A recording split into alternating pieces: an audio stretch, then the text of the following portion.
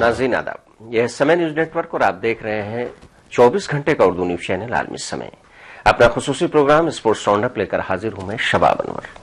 जब क्रिकेट की बात आती है और खासतौर से टेस्ट सीरीज की बात आती है, बायलैटरल टेस्ट सीरीज की, तो एशेज का कद जो है सबसे ऊंचा हो जाता है। एशेज एक ऐसी सीरीज है जो कि इंग्लैंड और ऑस्ट्रेलिया के बीच वकार की जंग कही जाती है और एशेज नाम ही इसलिए रखा गया था क्योंकि एशेज में हारने वाली यानी कि शिकस्त खुर्दा टीम का जो हशर होता है वो अगर तारीख के औराक आप पलट कर देखेंगे इन दोनों टीमों के बीच तो ये पता चलेगा कि किस तरह से दोनों ही टीमें जब मद्दे मुकाबिल होती हैं तो एक दूसरे को शिकस्त देने के लिए दर पे रहती हैं। लेकिन जाहिर सी बात है कि लगातार ऐसा हो नहीं पाता है और एक टीम इस सीरीज पर कभी काबिज नहीं रही है। एक जमाना ऐसा था जब इंग्लैंड को एशेज सीरीज का पर मुसलसल काबिज हुआ करती थी, लेकिन ऑस्ट्रेलिया ने बालादस्ती तोड़ी, फिर उसके बाद ऑस्ट्रेलिया की बालादस्ती आई, फिर इंग्लैंड की बालादस्ती आई। लेकिन बहरहाल जितनी पुरानी ये सीरीज है उतना नयापन हर साल इस सीरीज में रहता है।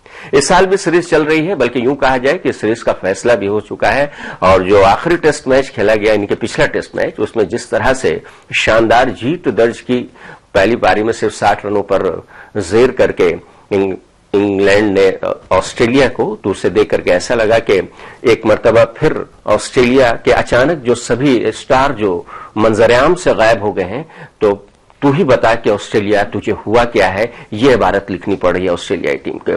बहुत ही शानदार तरीके से ये सीरीज जीती है और किस तरह से नशेबो फराज एशेज सीरीज में देखने को मिला और किस तरह से ऑस्ट्रेलिया की टीम जो कि लगातार अगर देखा जाए तो पिछले कुछ वर्षों से इंग्लैंड पर पूरी तरह से हावी रहती थी, अचानक बैकफुट पर चली गई है। इस पर हम प्रोग्राम के पहले हिस्से में बातचीत करेंगे और प्रोग्राम के दूसरे हिस्से में और हम आपको ये भी बता दें कि क्लार्क ने अखलाकी तौर पर इस सीरीज में शिकस्त की जिम्मेदारी ली है और रिटायरमेंट का ऐलान भी कर दिया है अगर कप्तानी की बात की जाए तो।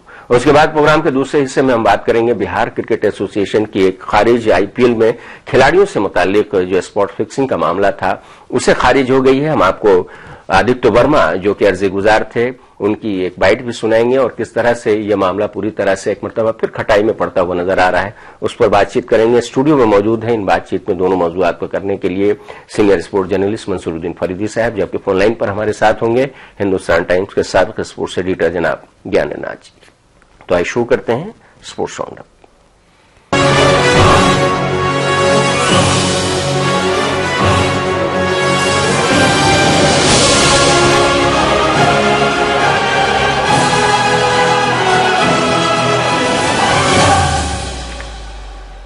जैसे कि आपको मालूम होगा कि इंग्लैंड ने एक मरतबा फिर एशेज सीरीज पर कब्जा कर लिया है। ट्रेंट ब्रिज नॉटिंघम में खेले गए चौथे टेस्ट में इंग्लैंड ने एक इनिंग और 78 रनों की एक बड़ी जीत दर्ज की और सीरीज को 3-1 से अपने नाम कर लिया। मैच के तीसरे दिन लंच से पहले ही ऑस्ट्रेलिया के बचे हुए 3 विकेट लेकर इंग्लैंड ने एशेज पर फिर से कब्जा जमाया है। 2001 के बाद से ऑस्ट्रेलियाई टीम इंग्लैंड में एशेज सीरीज नहीं जीत पाई है। मैच के पहले ही दिन ऑस्ट्रेलियाई टीम लंच से पहले ही अपनी पहली इनिंग में सिर्फ 60 रन बनाकर आउट हो गई थी। स्टुअर्ट ब्राउन ने सिर्फ 15 रन देकर 8 विकेट लिए। ये उन्हीं का मैच था। जवाब में इंग्लैंड ने अपनी पहली इनिंग 391 पर 9 विकेट के नुकसान पर डिक्लेयर कर दी। पहली इनिंग की बुनियाद पर इंग्लैंड को 321 रनों की शपथ हासिल हुई थी। ऑस्ट्रेलियाई ओपनर्स के बीच दूसरी इनिंग में सेंचुरी शराकत के बाद ऐसा लगने लगा था कि कंगारू टीम मैच में वापसी भी कर सकती है, लेकिन 113 के मजमूई स्कोर पर रॉजर्स के आउट होने के बाद विकेटों के गिरने का सिलसिला फिर शुरू हो गया। दूसरे दिन के आखिर तक ऑस्ट्रेलिया ने 241 रन बनाने में 7 विकेट गंवा दिए थे और रही सही कसर तीसरे दिन यानी कि दूसरे सेशन में पूरी हो गई। ऑस्ट्रेलिया दूसरी इनिंग में 253 रन बनाकर आउट हो गई। बेन स्टोक्स ने ऑस्ट्रेलिया की दूसरी इनिंग में भी 36 रन देकर 6 विकेट लिए। पहली बारी में गेंद के साथ उनके शानदार मुजाहरे के लिए स्टुअर्ट ब्रॉड को मैन ऑफ द मैच मुंतखब किया गया। पूरी तरह से मुकाबला जो था बॉलर्स का था और ऑस्ट्रेलियाई कप्तान माइकल क्लार्क ने ट्रेंट ब्रिज में खेली गई सीरीज के चौथे टेस्ट मैच में हार के साथ ही अपने रिटायरमेंट का ऐलान भी कर दिया है और कप्तानी छोड़ने का भी। ऑस्ट्रेलियाई टीम में ट्रेंट ब्रिज में इनिंग्स और 78 रनों की हार के साथ एशेज सीरीज में भी हार का सामना करना पड़ा है। इंग्लैंड ने 3-1 की नाकाबिल शिकस्त शपथ हासिल कर ली है। 5वां और आखिरी एशेज टेस्ट लंदन के ओवल में मैदान पर खेला जाना है और ये मैच माइकल क्लार्क के बैनुल अक़वामी टेस्ट कैरियर का आखिरी मैच साबित होगा। क्लार्क पर लगातार टीम और अगर कहा जाए कि निजी खराब परफॉर्मेंस को लेकर सवालात उठते रहे थे और पिछले 2 सालों से उनका बल्ला खामोशी रहा है। 2014 से अब तक खेले गए 13 टेस्ट मैचों में क्लार्क ने 25 इनिंग्स में 625 रन बनाए हैं और औसत रही है 29.76। इनमें से 2 सेंचुरी भी शामिल है और इस दौरान कोई निस्फ सेंचुरी की इनिंग हालांकि नहीं खेल सके और बेहतरीन अगर गैर मकतू 161 रनों का ये रहा है। ये एक यादगार इनिंग जरूर थे। ये रिकॉर्ड उनके कैरियर के औसत से बेहद कम हालांकि नजर आता है।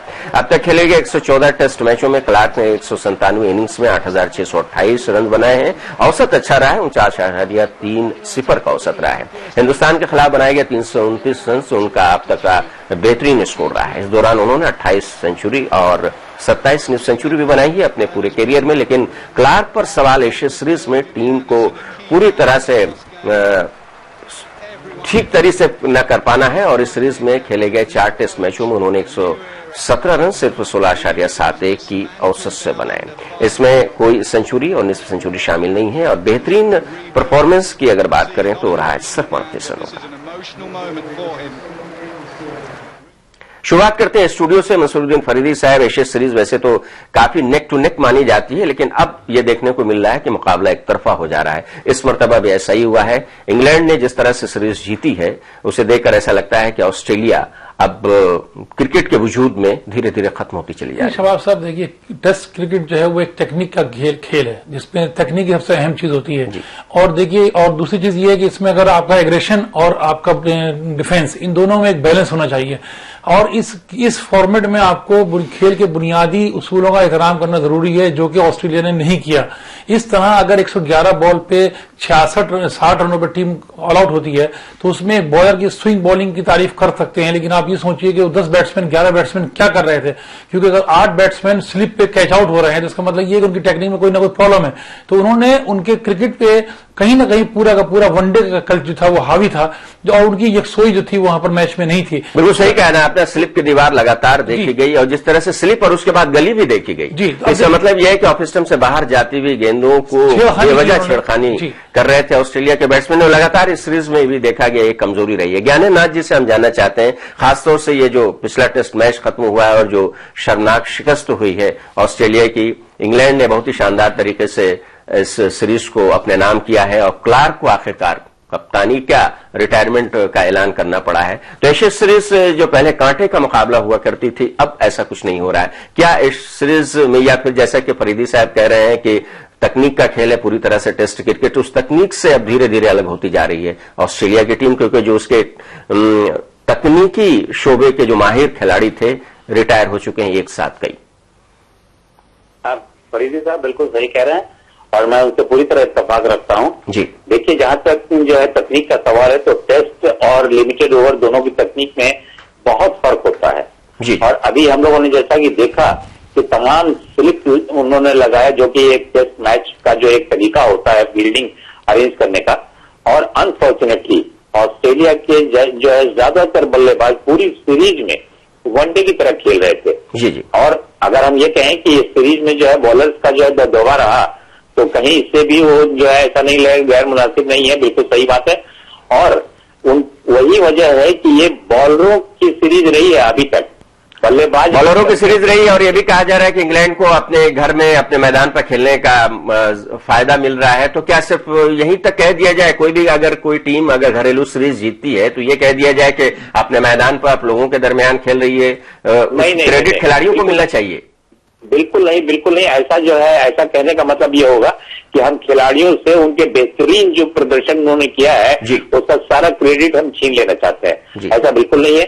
जिस तरीके से स्टोक्स ने, जिस तरीके से ब्रॉड ने बॉलिंग की, जिस तरीके से इंग्लैंड के बल्लेबाजों ने अपने को अप्लाई किया और ऑस्ट्रेलिया के खिलाफ इस जो है एक उनकी सीरीज होती है, ऐसे जैसा कि हम लोग सभी जानते हैं इन दोनों ही कंट्रियों के बीच में वो नाक की लड़ाई होती है। और उस नाक की लड़ाई में जितना सीरियस, जितना जो है फोकस्ड और जितना जो है एकदम पूरी तरीके से शिद्दत के साथ इंग्लैंड टीम खेली है, ऑस्ट्रेलिया दूर दूर तक नहीं थी।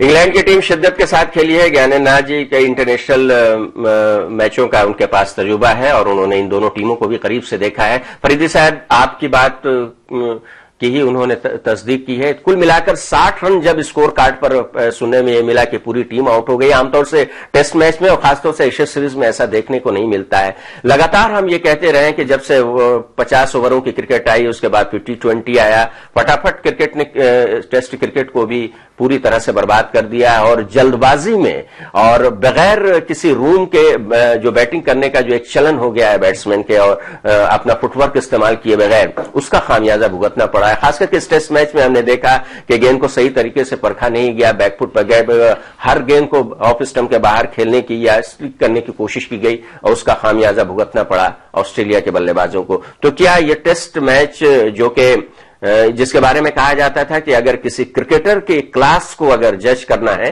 तो टेस्ट मैच में उसकी इनिंग्स को देखो, टेस्ट मैच में खासतौर से बैटिंग के बारे में कहा जाता था, वो चीज अब खत्म होती जा रही है। देखिए शबाब साहब, सबसे बड़ी चीज ये है कि 18 महीने पहले इसी टीम ने, ऑस्ट्रेलिया की इसी टीम ने इंग्लैंड को 5-0 से हराया था इसी सीरीज में। और 18 महीने के बाद और उसी वक्त ऑस्ट्रेलिया के मीडिया में खबरें आई थी कि इंग्लिश क्रिकेट की मौत उन 5-0 से हारने के बाद। और 18 महीने के बाद वही टीम जब इंग्लैंड आई थी तो ऐसी बात नहीं थी कि होम ग्राउंड की वजह से इंग्लैंड फेवरेट थी, फेवरेट उस वक्त भी ऑस्ट्रेलिया ही थी। लेकिन जैसे जैसे मैच आगे बढ़ते गए साफ वाज़ेह हो गया कि आपके प्लेयर्स की यकसोई जो थी, वो आपका कंसंट्रेशन जो था, यकसोई जो थी, वो आपका मैच की तरफ नहीं थी। तो अगर खिलाड़ी फोकस नहीं है तो जाहिर बात है वो इस पे ऑस्ट्रेलिया के ज्यादातर एक्स क्रिकेटर्स ने एतराज किया है कि आखिर 60 रन में जब टीम आउट हुई उससे पहले ड्रेसिंग रूम का माहौल क्या था, इसकी जानकारी मालूम होनी चाहिए कि आखिर क्या रीजन था उससे पहले कि 60 रन पर टीम आउट हो गई। तो इसमें कोई शक नहीं कि वनडे का असर है टीम के ऊपर, हर टीम के ऊपर रहता है। लेकिन सिर्फ 18 महीने के बीच ये ऐसा क्या इनकलाब आ गया जो ऑस्ट्रेलिया कहीं से कहीं आई गिर गई और इंग्लैंड कहीं और चली गई। 18 महीने का वक्फा एक सवाल उठाया है फरीदी साहब ने। 18 महीना पहले ठीक इन्होंने कहा कि बिल्कुल सूरत हाल मुख्तलिफ थी, लेकिन क्रिकेट में दिन ब दिन कुछ ना कुछ होता रहता है, गैर यकीनी खेल है क्रिकेट। ज्ञानेंद्रनाथ जी से हम जानना चाहेंगे कि इस तरह का नशेबो फराज अगर देखा जाए तो फ्लैक्चुएशन जिसे हम अंग्रेजी में कहें क्रिकेट के मैच में देखने को मिलता है, खासतौर से इन दोनों टीमों के बीच इस तरह का उतार चढ़ाव ज्यादा देखने को मिलता है। क्या कंसंट्रेशन की कमी हो गई है क्रिकेटरों में? देखिए, एक तो कंसंट्रेशन की कमी है जी, जो उनको चाहिए कि अडेप्ट करें कि हाँ वनडे अलग है और जो है टेस्ट अलग है। टेस्ट जो है तकनीकी तौर पे जो एकदम मुकम्मल होगा वही बल्लेबाज, वही गेंदबाज जो है इसमें एक्सेल करेगा, ये हम सभी जानते हैं। जी, तकनीक का इस्तेमाल इसमें करना ही पड़ेगा आपको। इसमें आप एग्रीकल्चरल शॉट्स नहीं खेल सकते हैं, इसमें आप जो है गैलरी के लिए नहीं खेल सकते हैं, इसमें आपको टीम के लिए खेलना पड़ेगा। जी, तो वनडे क्रिकेट जो है गैलरी के लिए खेलते हैं हम लोग, 2020 गैलरी के लिए खेलते हैं और टेस्ट मैच टीम के लिए खेलते हैं। अनफॉर्चुनेटली ऑस्ट्रेलियाई टीम जो है वो इसमें बिल्कुल ही नाकाम रही है। दूसरी सबसे मुकम्मल जो बात जो कहना वाजिब रहेगी वो ये है कि 18 महीनों में माइकल क्लार्क ने कहीं न कहीं कप्तान के रूप में जो ड्रेसिंग रूम में उसकी हैसियत होनी चाहिए उस पर बहुत असर आया है और उसका जो है साफ साफ जो है नजर आ रहा है असर मैदान के ऊपर ऑस्ट्रेलियाई खिलाड़ियों। तो क्या मेरे एलन बॉर्डर, स्टीव वार, रिकी पोंटिंग इस तरह के कप्तानों का कुछ शैडो माइकल क्लार्क पर देखने को नहीं मिल रहा है? ये भी एक्सपर्ट का ये कहना है। बिल्कुल बिल्कुल एकदम नहीं मिल रहा है और वो शायद वो जो है खिलाड़ियों का वो कॉन्फिडेंस आज माइकल क्लार्क में वो रिपोज नहीं कर रहे हैं ऑस्ट्रेलिया टीम के खिलाड़ी, इसीलिए इतना रेकलेस खेल रहे हैं, इतना रेकलेस।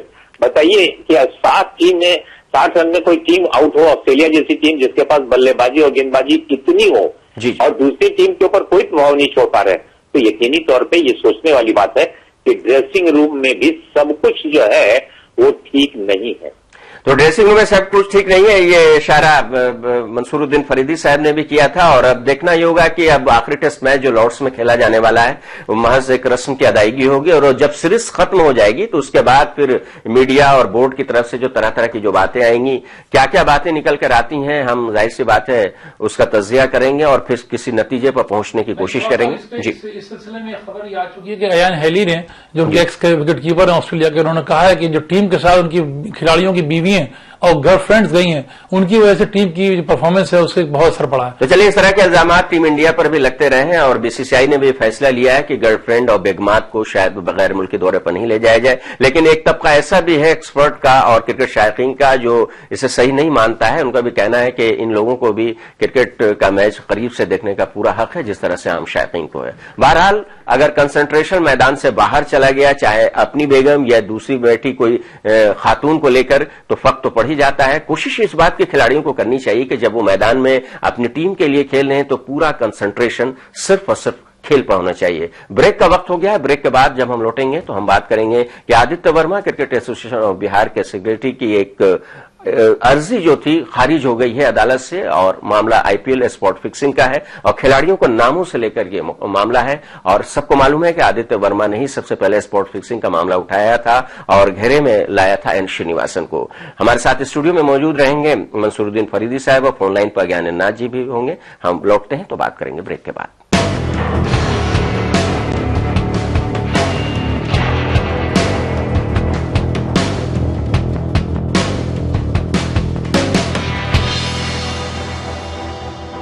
बच्चों, जवाब ठीक से देना और सफाई के 10 नंबर होंगे। चौंकिए मत, डेंगू और चिकुनगुनिया से बचने के लिए ये जरूरी है। आसपास पानी जमा न होने दें। ड्रम, कूलर, गमले को हर सप्ताह साफ करें। प्लास्टिक के कप व नारियल की खोल जैसी चीजों को इधर उधर न फेंकें, क्योंकि डेंगू और चिकुनगुनिया का मच्छर साफ पानी में पनपता है। मच्छरों के काटने से बचें। बुखार में पैरासिटामोल लें, एस्पिरिन हरगिज न लें। इस बार तो बच्चों ने हमें ही पास कर दिया। और सफाई के नंबर 100 में से 100। हाँ।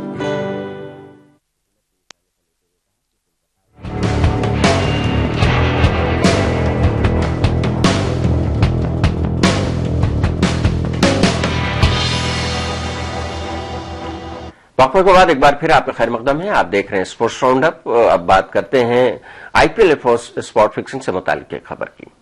सुप्रीम कोर्ट ने आईपीएल स्पॉट फिक्सिंग केस में खिलाड़ियों के नाम से जुड़ी क्रिकेट एसोसिएशन ऑफ बिहार की अर्जी को खारिज कर दिया है। अर्जी गुजार की दलील थी कि यह नाम बीसीसीआई में जाब्ता शिकनी करने वालों पर एक राय बना रही जस्टिस आरएस लोढ़ा पैनल के दायरे में आए और ये नाम आम किया जाए, लेकिन सुप्रीम कोर्ट ने इसे नहीं माना है। कोर्ट ने लोढ़ा कमेटी की मुद्दत-ए-कार भी 31 दिसंबर 2015 तक बढ़ा दी है।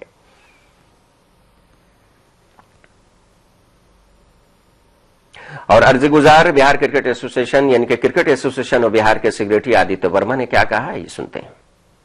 जब हमारे सीनियर काउंसिल नलिनी चिदम्बरम ने इस बात को कोर्ट के सामने उठाया तो कोर्ट ने कहा कि आप क्यों इसको मांग रहे हो। अगर लोढ़ा कमीशन को जाके आप रिक्वेस्ट करो, अगर लोढ़ा कमीशन उचित समझता है कि उसको जांच करना है तो मेरे को रिक्वेस्ट करेगा तो मैं अपना निर्णय इस पे दूंगा। यही आज सुप्रीम कोर्ट ने आईए पे कहा है। मंसूर साहब, आदित्य वर्मा अभी भी लगे हुए हैं। खिलाड़ियों का नाम जो है वो आम करने की बात है, लेकिन उस पर कोई फैसला आ नहीं पाया है अभी तक। हालांकि राजस्थान रॉयल्स के कई खिलाड़ी इसमें शामिल हैं, लेकिन इसे लोढ़ा कमेटी की जो रिपोर्ट है और फिर जाब्ता कमेटी है उसके दायरे में लाने की मांग आदित्य वर्मा ने की थी, जिसे सुप्रीम कोर्ट ने इसे खारिज कर दिया इस अर्जी को। तो क्या माना जाए कि खिलाड़ियों का दिफा किया जा रहा है या फिर ये समझा जाए कि अभी चूंकि दो बड़ी टीमों के खिलाफ फैसला हुआ है और बीसीसीआई ने अभी तक टर्मिनेशन का बाकायदा तौर पर फैसला नहीं किया, इसलिए सुप्रीम कोर्ट थोड़ा सा इस वक्त मुहतात है? नहीं, देखिए शबाब साहब, एक चीज तो है कि जब नाम सामने आएंगे तो बहुत कुछ सामने आ जाएगा कि उससे आप एक चीज कर सकते हैं, करप्शन की गहराई कहां तक है आपको उसका अंदाजा मिल जाएगा कि वाकई ये किसी अननोन प्लेयर्स तक महदूद था, ये जो स्ट्रगल कर रहे थे उनके तक महदूद था, ये बड़े स्टार उसमें इन्वॉल्व हैं। तो एक चीज तो यह है कि अगर नाम आता है तो बहुत सारे लोग जो है बेलिवास हो जाएंगे उसमें, प्लेयर्स जो होंगे। रहा बात मामला कोर्ट का, कोर्ट ने जो मुनासिब समझा वो उन्होंने डिसाइड किया है, लेकिन एक चीज है कि उन्होंने सुप्रीम कोर्ट ने मामला लोढ़ा कमीशन के ऊपर डाल दिया कि वो अगर चाहें, वो बेहतर समझें तो वो हमसे रिक्वेस्ट करें तो हम इस फैसला देंगे।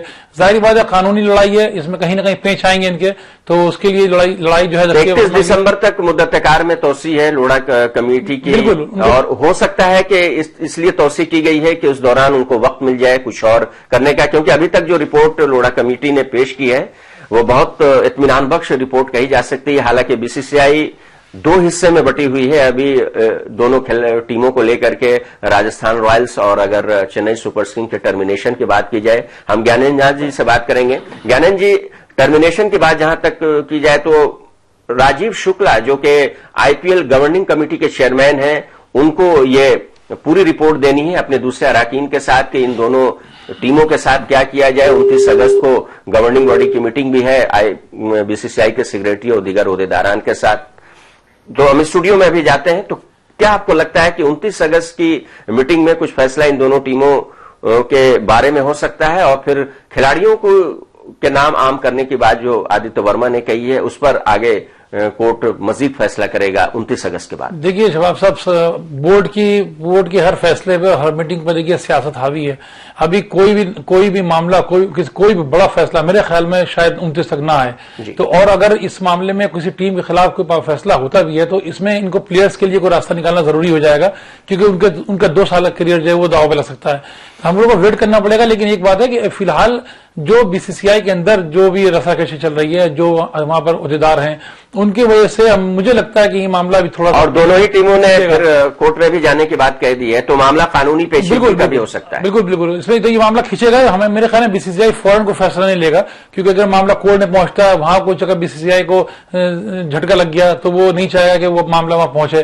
ज्ञानेंद्र जी से बात करते हैं। ज्ञानेंद्र जी, आदित्य वर्मा ने क्रिकेट एसोसिएशन ऑफ बिहार के सेक्रेटरी जो लगातार क्रिकेट में बदउनवानी के खिलाफ लड़ाई लड़ रहे हैं, एक और अर्जी सुप्रीम कोर्ट में दाखिल की थी कि स्पॉट फिक्सिंग में जो शामिल खिलाड़ी हैं उनके नाम का ऐलान किया जाए, उनका नाम आम किया जाए। लेकिन आपको मालूम ही होगा ये अर्जी भी खारिज हो गई। तो क्या आपको लगता है कि इसकी वजह क्या है? कितना मोहतात है सुप्रीम कोर्ट? और फिर जिस तरह से लोढ़ा कमीशन की मुद्दत-ए-कार में तौसी की गई है 31 दिसंबर तक, तो क्या पूरी तरह से सुप्रीम कोर्ट ये चाह रहा है कि लोढ़ा कमेटी जो इस पूरे मामले की जांच कर रही है, खिलाड़ियों के बारे में भी वही सारी बात बताए?